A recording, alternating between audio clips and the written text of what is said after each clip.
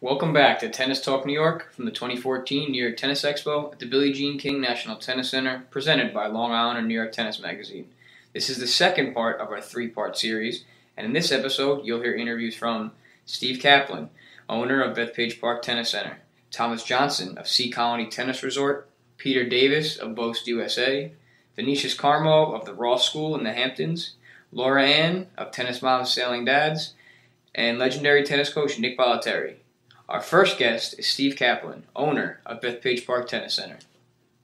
Opportunity to grow the game and bring the whole tennis community together. Talk about what you're doing here today. Well, I'm going to be talking a little bit about, in tennis, the game's changing.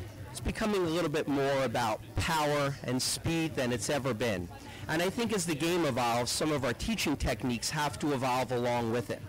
And one of the things I think that's very important is that there be good interaction and communication between instructors on the court and movement specialists off the court. I think one of the problems in tennis is that we talk all the time about balance and coordination, but then we undermine it by teaching adult racket skills to children. And one of the things I think that's very important is we start developing those coordination skills and those balance skills before we actually instruct racket skills. I brought one of my students here. She's a terrific young player, Taylor Getz. She's 8 years old, and she's been working really hard to learn some of those skills. And Taylor, want to talk a little bit about what you're Hi, Taylor. today? I'm going to be demonstrating with Steve and yeah. Thanks, Taylor.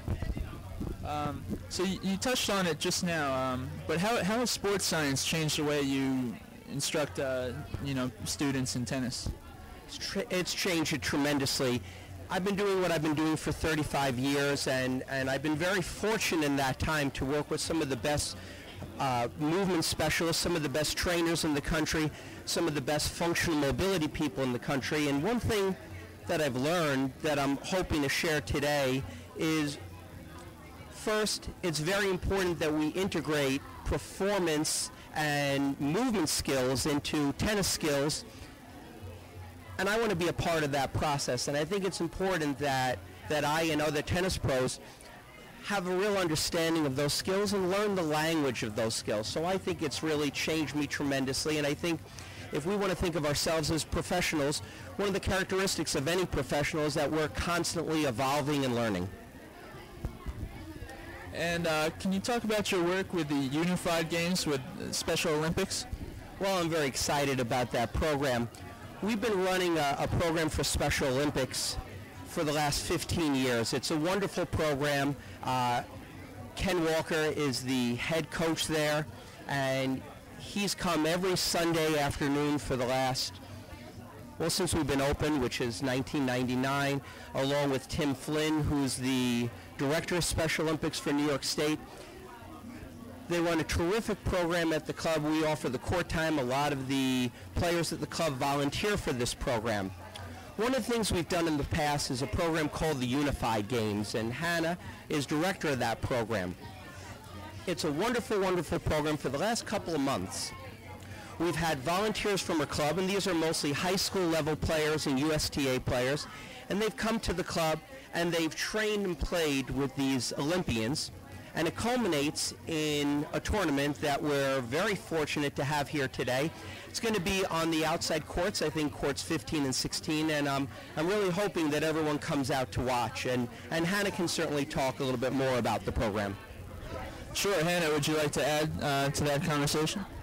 Yeah, sure. The whole idea of the program is to really unify the volunteers as Special Olympians and to really create this mainstream environment where there's no pressure, no authority structure.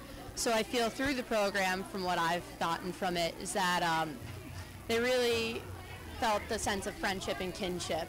And really looking forward to the tournament today. And Stephen, you are a very successful coach. You've coached over 500 nationally ranked juniors, 2 NCAA Division I singles champions, and 14 state high school champions. I may have missed a few there. I'm sure there's a couple in the works as well. So can you talk about the program you run at Bethpage Park Tennis Center in Farmingdale, Long Island? Sure. We have 4 indoor hard courts, 4 indoor red clay courts, which really gives the students the ability to learn both hard court fast skills and clay court skills. We have 2 outdoor clay courts. We run a program that really does 3 things that are necessary to be as good a player as you can possibly be. We offer private instruction, and I think the purpose of private instruction is to teach specific skills, both tactical and technical. Then we also have a drill program where the students get to compete against each other. And then we also have other programs in which the students, especially in the summer, get a little bit more match play and get to compete against one another. One of the things that we also try to do is really be very, very interactive with the students in imparting a philosophy when they do compete in these tournaments by first encouraging them to play as many tournaments as they possibly can and not worry about how they're going to do.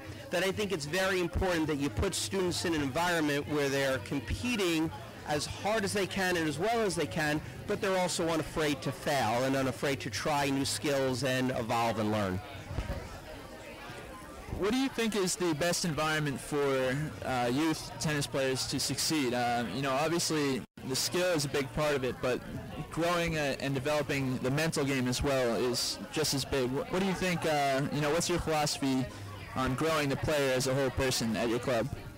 That's a great question, and it's something I'm very passionate about. I think tennis is part of your education.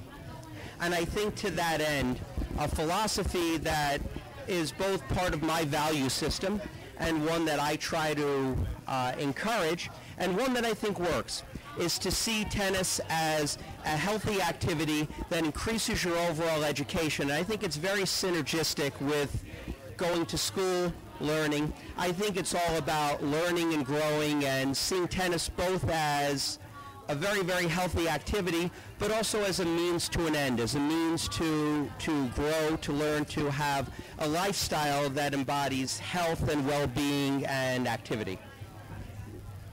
On that note, what do you think about the expo this year? You were here last year, and it's grown since then, and there's plenty of activities. There's face painting and balloon animals over there. Maybe Taylor would be interested in that. There's a lot of activities, and it's all about growing the sport at a grassroots level. So what do you think this event does for the sport?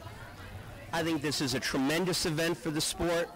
Last year was the biggest grassroots event probably anywhere, ever. And I think this year is going to be bigger. And I think it's just a testament to people talk all the time about how tennis is losing a little bit of popularity.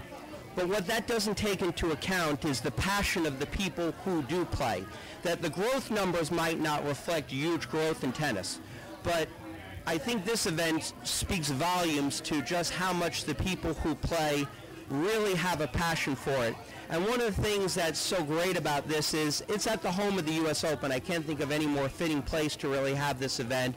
And I certainly hope that everyone at every level really embraces this event, and certainly walking around and seeing the kind of activity here and seeing how it is so inclusive, for people who want to learn more advanced skills. But David was very adamant about including the unified games and speaking to myself and speaking to Hannah and making sure that this would be part of the program here, which I think is great for Special Olympics because they do such wonderful work, and really getting them the kind of exposure that they really deserve is terrific. And I think you're 100% right that I'm sure as soon as we're done speaking here, Taylor is going to find plenty of things to do that's going to really excite her. So I think this is really the kind of vital event that's needed, and I'm very, very happy to be a part of it, and certainly very lucky to have this type of forum that David provides both for me and for other people in the tennis community. Well, Steve, we're very glad for you to be here. You're very insightful and an excellent coach as well. So thanks again to Stephen Kaplan, the owner of the Bethpage Park Tennis Center. Thanks, Steve. Thanks so much for having us here. And we are now joined by Thomas Johnston from Sea Colony Tennis Resort in Bethany Beach, Delaware. He is the director of tennis. How are you, Thomas? I'm doing great. Thanks for having me. Welcome to the 2014 New York Tennis Expo. Yeah, it's great to be here. We came here last year and had a blast, so we thought we'd come back again. Well, thanks for coming. So let's talk about the Sea Colony Tennis Resort. I believe you have 34 courts at your facility in Delaware. Yeah, we're actually located about 10 minutes north of Ocean City, Maryland. We have 34 courts. We have 14 clay courts, 14 outdoor hard courts, and 6 indoor courts. We just spent about $3 million renovating our indoor facility. So we have a revamped tennis shop, and we added 2 more tennis courts indoors, and just beautiful, beautiful. We host a pro tournament in a couple weeks, starting June 15th, called the Resort Quest Pro Women's Open at Sea Colony. So we're pretty busy. That's great, and you have lots of summer clinics and junior programs and things like that as well? Oh yeah, we run programs all day long. We start at 8 o'clock probably doing private lessons. At 9 o'clock we'll do a beginner clinic. At 9 o'clock we also do cardio. We'll have like 30 or 40 people in that. 10 o'clock we do an intermediate clinic. In August we'll sell out and have 40 people doing that, 50 people. At 11 o'clock we do an advanced clinic for adults. And then around lunch we decide we need to eat food. But then we come back indoors and we start teaching our juniors. So from 1 to 2 we teach the 4-year-old group up to about 6 or 7 years old, and we progress throughout the day. And then at 4 o'clock we do all our tournament tough kids, and each program usually sells out, and we're just unbelievably busy. It's the busiest tennis resort I've ever visited, to tell you the truth. Now, Sea Colony Tennis Resort was named a USTA Outstanding Facility of the Year in 2012. It's also a top 50 resort by tennisresortsonline.com and Tennis Magazine. So could you describe the setting in Delaware? Yeah, it's, well, first of all, we're right on the beach, so it's absolutely gorgeous there. What you neglected to say is we have number 12 tennis camp in the world, so I'm pretty proud of that. We have 4 courts on the beach side, and then on the tennis community side, which is just across the road, we have 30 more courts, and that's where the main facility is held. The great thing about Sea Colony is you can go to the beach all day and then come play tennis, or vice versa, because everything's right there. Food is fantastic. We have over 2,000 homes there, and people rent out their houses throughout the year, and it's just it's one of the great places to play tennis in the world. And now, Thomas, you played as an undergrad at University of Virginia? No, actually, sorry to contradict you there. I was the head men's tennis coach at UVA, and I was also the head men's tennis coach at Pomona-Pitzer out in California. I played tennis for Pomona-Pitzer, where I was an All-American, and then after college I played for about a year and a half. Then I got into the coaching business, and now I'm in the resort business. And how did the college environment, how does that influence your coaching style on the court today at your resort? Well, a couple things. One is probably the best thing was it opens you up to all the new techniques that all the kids are using. So when you're a college coach, you see everything that's working and all the new, back in 1990, we were starting to teach open stance forehands, but no way we were teaching open stance backhands. Well, at UVA, now it's 94, 95, we're starting to teach more open stance backhands too. So you're on the cutting edge of all the technical stuff. And then I would say the way it's translated is that it gives me a better knowledge base there, and all my background's in sports psych, so I'm able to use that also teaching. But probably the biggest thing was I missed that competition, but I now compete in a different way. I compete on how many people I can get to have a blast playing tennis, and that's a lot of fun for me. You must be excited for the summer season coming up. A lot of kids are free for the summer, play a lot of tennis, so it must be pretty busy soon. It really is. We hire about 10 pros for the summer. There's 3 of us about full-time throughout the year, and then we hire another 7 or 8 people, and we literally will have all 34 courts booked every single day until about noon. And then there's a little gap, and people go swimming and stuff to the beach, and then they get booked again in the afternoon. So it's really busy, ton of fun when it's busy like that. And we see a whole lot of repeat customers coming every year, so I get to know them. They'll come stay for a week, and I get to know them really well. And developed a lot of nice friendships that way. And finally, Thomas, what are you most excited about with today's Expo? There's a lot of activities. Even the New York Islanders are here. There's a lot of fun things going on. Well, you know, last year there was about 3,000 people total who came here, and I know that 3,000 people have registered this year, and I know that's going to be a lot of fun. I saw that the kids, all the kids areas are vastly improved, and more prizes for the kids, and I'm really excited to see more children play, because you know that's the beginning of everything for tennis. You got to get all those kids playing, and I think they've done a great job doing that this year.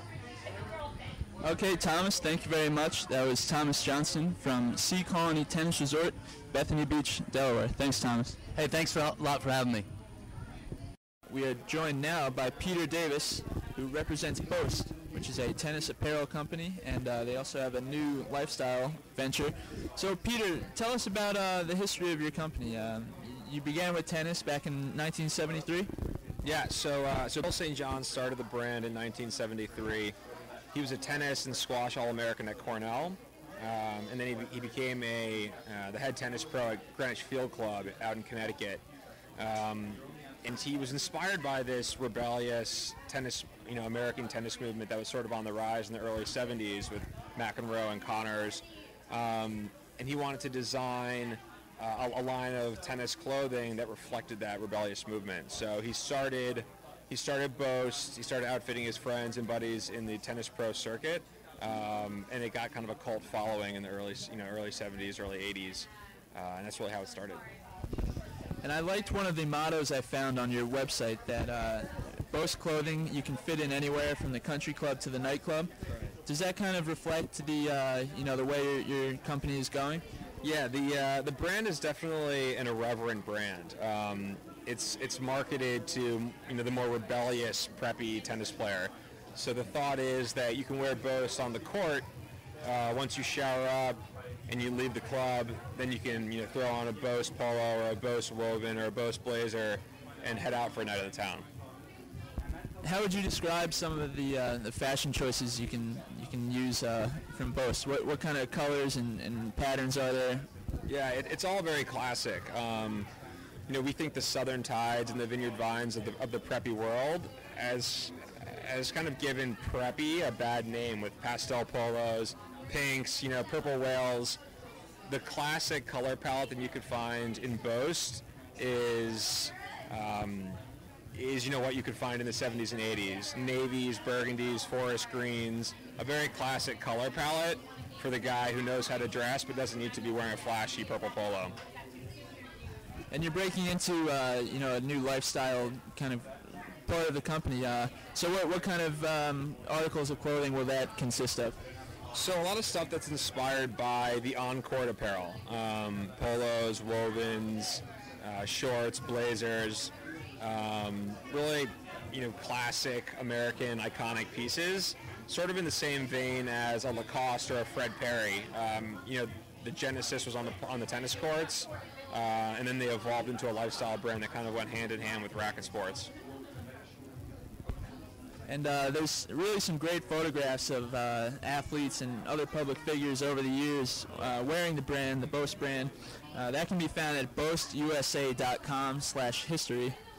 There's a lot of cool designs, and you're wearing one of them right now. It's kind of a classic look. It's got the Japanese maple leaf logo in red on the left part of the shoulder there, and a classic red and blue stripe on the trim. And I'm not too good with my terminology. I had no sleeves and collars, but it's a very nice looking shirt you got there. Thank you. Yeah, this is one of our new tipped polos. So we call these tipped polos. A red, white, and blue tipping around the collar and the sleeve. Boast is an all-American brand. We're never going to stray too far from our roots, and all of our pieces are going to be classic American-looking pieces. So that's what you can expect from us. What kind of things do you have on exhibit today at your stand? Yeah, so the Tennis Expo definitely draws in a hardcore tennis athlete, so we brought all of our on-court apparel, shorts, shirts, women's dresses, and we also have a line of kids, so boys and girls tennis clothing as well.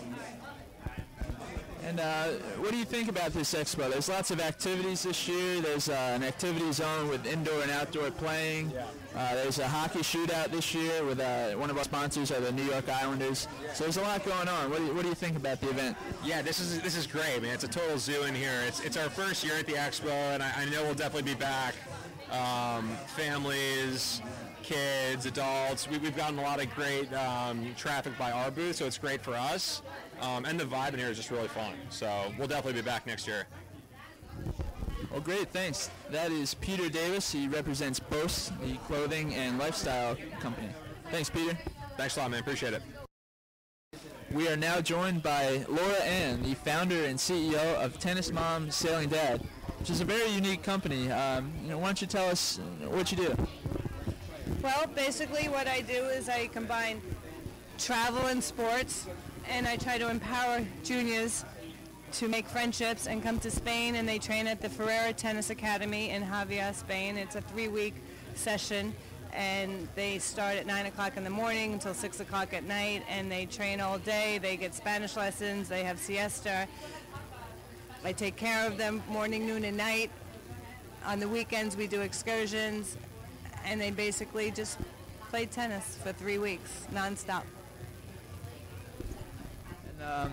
There's also a year-round program at the same facility? Yes, the FTA has now opened up a residency program that started this past September, and that basically is in Benidorm, Spain, and they're located at the Lope de Vega International School, and they actually can start pre-nursery, I believe, but it goes all the way up to high school, and then they train there, and they also they live there, they train there, and they go to school, all in one campus. And in the summertime, it actually turns into a hotel. It's pretty cool. What inspired you to found this company, Tennis Mom, Sailing Dad? My little son, Zachariah, he wants to be a professional tennis player, and I had to find a way to get the training and make it affordable, because everything is expensive these days. It's not just tennis, everything's expensive. So I was looking for a way to finance his education, tennis-wise. The program listed on your website mentions that one of the goals is to develop your students' ability to think both critically and autonomously. So what kind of training do they go through at the camps and at the school program? They start in the morning with fitness and running and working out. So then from there they do about 2 hours of play. Then they have, by noon it's lunch at the academy, and then they have a siesta, and they also have their Spanish lesson. And then in the afternoon they do more training, and then at that point they have match play. So they end up getting, probably 4 to 6 hours of intensive tennis training. There's another interesting thing, as an adult, that caught my eye. There's something called adult sportcations.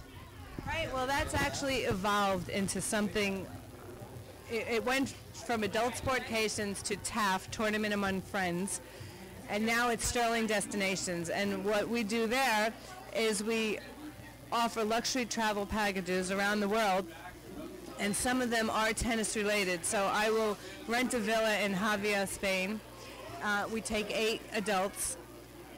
Again, in the sense I'm like the den mother of the house, and I do the cooking and whatever logistics needs to be taken care of from the time they land to the time they take off.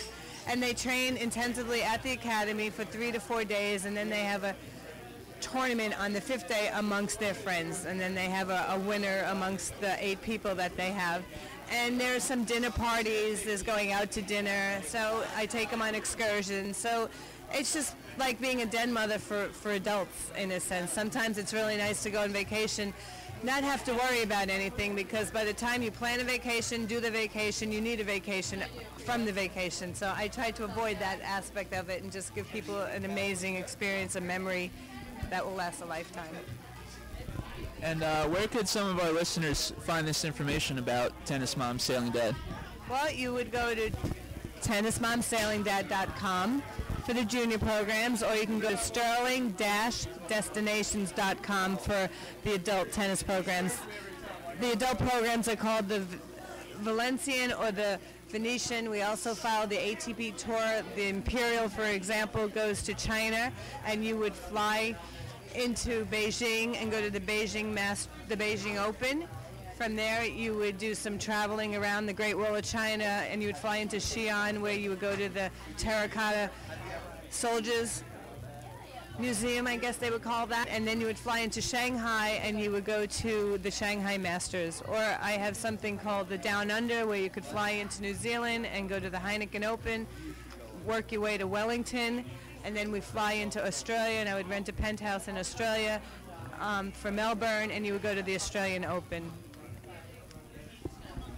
Well, all those trips sound wonderful. I wish maybe I'll sign up for one myself. And so, what does an event like the New York Tennis Expo mean for your company? You know, it's a good chance to interact with a lot of the local members of the New York tennis community. Well, one, my son has a blast. Last year he played on court 17, and he played against the kids from St. John. He did that this time inside on court 9. He did the play for hit, which he's having a blast at. You have the carnival. So for him, it's a great time just to have fun. He sees a lot of his friends from tennis. For me, I'm getting to meet people in the industry. So that's really a plus for me, because when you start out just as a mom and then you have an idea, you don't know anybody in the industry. And so it's a great way to network and meet people in the industry. So it's been a great networking experience. Great. Well, thank you, Laura. Tennis Mom, Sailing Dad, and Sterling Destinations as well. So once again, thanks, Laura. Thanks. We are now joined by Vinicius Carmo, the tennis director from the Ross School Tennis Academy in East Hampton. How are you, Vinicius? Very good, thank you, and thank you for having me here. It seems there's going to be a great day for tennis, and trying to expose and trying to bring more. I see there are a lot of kids here, and our goal is just to promote tennis, so it's great. Yeah. Well, thanks for coming along as well. We're very excited to hear about the Ross School. It's a unique school out on Long Island. It has a full academic program, and it has also a complete physical and mental conditioning program for tennis. So, as director of tennis, why don't you tell us a little bit about the school and the tennis academy as well? Sure. The school, it's a boarding school. The school has been around for 21 years. The Tennis Academy, it's very young. It's our third year, but we have full-time tennis players now. We have now 16 players, and they board, and they come from different parts of the world. They come from Brazil, they come from Greece, they come from Australia. So it's a very international tennis academy. The tennis players, they take the core classes, they take the 5 core classes. They play 4 hours tennis per day, and they do an hour of fitness every day. There's a sports psychologist. We take them to tournaments, we travel with the kids. And in the Northeast, actually, the Ross School Tennis Academy is the only school that has good academics, that has good tennis. And that's why we're attracting so many players that are coming to join us. So it's very exciting.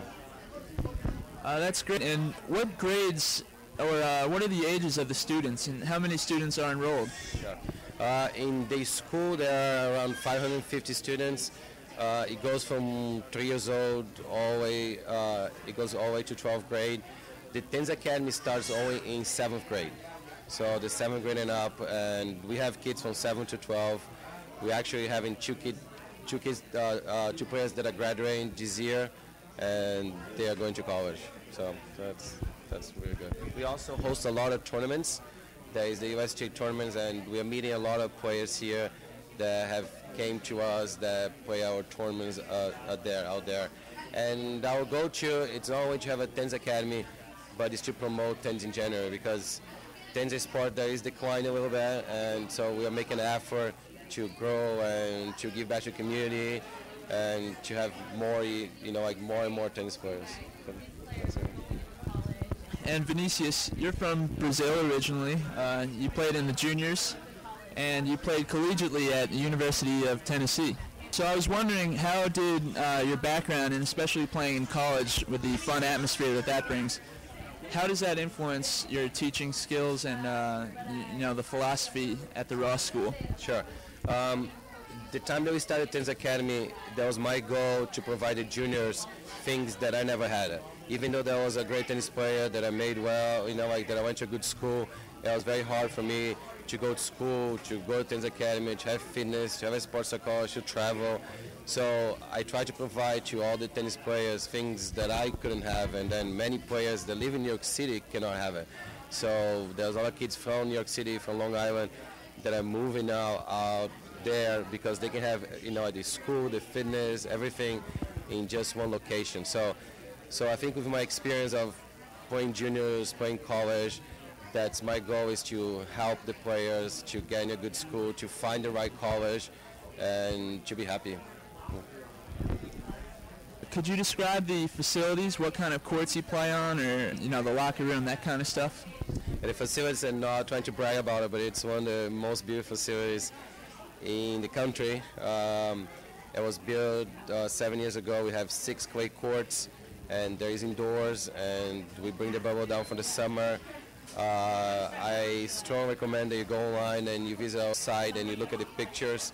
There is 2 floors, the clubhouse, and there is beautiful locker rooms, and it's really very distinct. It's a very different facility comparing to all the others that we travel around to tournaments. So it's a top-notch academy. That is the Ross School Tennis Academy out in East Hampton on Long Island. And Vinicius, what are you most looking forward to about the expo today? There's a lot of activities. There's a on-court play. There's a tour of Arthur Ashe. There's all sorts of different things going on. So what are you excited about? What I'm excited about is because I'm trying to promote tennis, and I feel that part of my job is to grow tennis, is that we're all getting together here, that we're seeing kids that come and they're having fun, and they're doing the quick start tennis that I support 100%. And it's just to have more people involved in tennis, because I think the more people involved in tennis, there's more business for everyone, and we need a start. So we need to start working all the way from the early ages. So it's great to promote tennis. I think it's a great expo. And right in front of our booth is the balloon section and face painting. So we've got a bird's eye view of the fun things that the kids are up to today. Yeah, and I see that they have like the DJ inside the course. They're playing music. They're giving prizes. They have the face paint, and that's what tennis need. I think that all the sports like baseball, and if you go to basketball, it's fun. They listen to music and do face paint. And tennis is very traditional, and then you gotta pay for the court time, you gotta buy a lesson, and it shouldn't be that way. And I think the USTA is doing a great job in changing that and make it fun, and also to make it affordable, because it's very hard for families to afford tennis. And I think the USTA, they do a great job doing that. Well, thank you very much, Vinicius. That's Vinicius Carmo from the Ross School Tennis Academy on Long Island in East Hampton. Thanks again, Vinicius. Thank you very much for having me here. The final guest in this segment is legendary tennis coach Nick Bolletieri, founder of the Nick Bolletieri Tennis Academy in Florida. Nick, how are you today? I'm well every single day. That's what life is about, waking up in the morning and say, I'm ready to go for it. Well, that's great to hear, and we're very happy to have you. So let's go right back to 1978. That's the year you opened your Nick Bolletieri Tennis Academy in Bradenton, Florida. About 10 years later, it was purchased by IMG, and it's now the IMG Tennis Academy. And they saw it as a template for other sports, and now they have other sports facilities just like it. Where did you get the idea to have a residential tennis academy that also, teaches a high school curriculum? Well, first of all, the academy was just sold now to Will Morris Emanuel. So that was done 2 weeks ago. I got the idea from really when I was in the paratroopers of putting people who feel they're the best and want to be the best, and they all volunteered. That's where I got the idea. Then I started summer camps. Vincent Barty helped me get started. And then I said, to heck with it. Let's put good players together that want to have one mission in mind, to be the best, and that's how it started. One of the you know, one of the things listed under your name whenever there's a bio of you is that you coached 10 number one singles players in the world. Is there a shared trait that all of them had in common that just led them to excel in the sport, to reach the pinnacle of the sport? The trait they all had is they wanted to be winners, and they were willing to pay the price, but also they surrounded themselves with a team that was very positive. I don't believe champions can make it on their own. They have to be surrounded by a team that all work towards the same mission, to be a winner. But remember, a winner is doing everything that you can do, and sometimes the winner doesn't come out in the winner's circle by the score. But if you leave everything on the field, as a famous coach, Phil Lombardi, said, you're also a winner. And last, you refuse to lose. It's all about winning. And how about one or two of those players? Do they have one unique trait that sticks out in your mind? You know, maybe a different personality type or someone who's really driven? Well, they were all different. With Andre Agassi, you never know what was going to happen. It was like a time bomb. Monica Seles, everybody thought I was going to change her two-handeds on both sides. Jim Courier, they wanted me to change his backhand, but it made him just hit a serve and run around and do nothing else. Serena Williams, I was afraid to say anything. She popped me in the nose. You know, you go through them all. Venus was very, very graceful. Boris Becker was very, very disciplined. With Martina Hingis, I put the motivation back into her. With Jelena Jankovic, I had to put up with her beautiful mother. So they were all different. And that's what made it interesting for me, was the 10 number ones I worked with, and Maria Sharapova always wanted to win. She refused to lose. So each one of them was an individual, and a successful educator or coach must understand their student per se and how you can get to them. Now, Nick, a big honor is coming your way this July. You're being inducted into the International Hall of Fame. It's well-deserved. And what do you think about that? How does that make you feel? Well, first of all, I'm a big dreamer, but this is even bigger than I dreamt. But the award will go in the name of Nick Bolletieri, but I've received this award in the names of all my friends, my people, my family, my coaches, and my staff who made that award possible. I could not have done it by myself. And you also have a book coming out soon. I think you have some help in there. I think a foreword by Andre Agassi, or some really interesting bits in there. So why don't you give us a little taste of that? Well, the book is here right at the expo right now. It's called Bolletieri Changing the Game, and it tells how I came about from the day I was born. And I was born in a black and Italian neighborhood in North Harlem, New York, and what it did to be where I am today, including the many failures that I had, but those failures made me get up and do it a little better. And you can buy the book through Nick Bolletieri, tennis.com, and it's a very exciting book because it tells you what it takes to be a winner in life as well as on the tennis court. And Nick, this is our second year here. This is the second year of the New York Tennis Expo. It's a really great event. A lot of grassroots companies are here promoting their clubs and new products. What do you think about the event and how that it's held here at the U.S. Open site? Well, first of all, being held at the USO site, it really makes it a success. It's a success by saying to the children, let's go out to the U.S. Open site. Also, the venue guarantees the program rain or shine, and also the speakers and everybody that they have. It's a great venue, including the tournaments for some of those not as good as being able to play with the champions. So the venue, to me, is fantastic, and I think it's going to get bigger and bigger each year.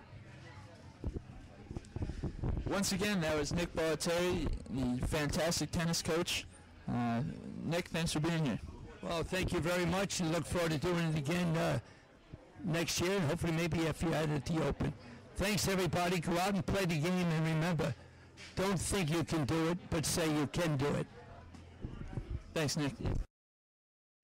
And that concludes this segment of Tennis Talk New York from the 2014 New York Tennis Expo.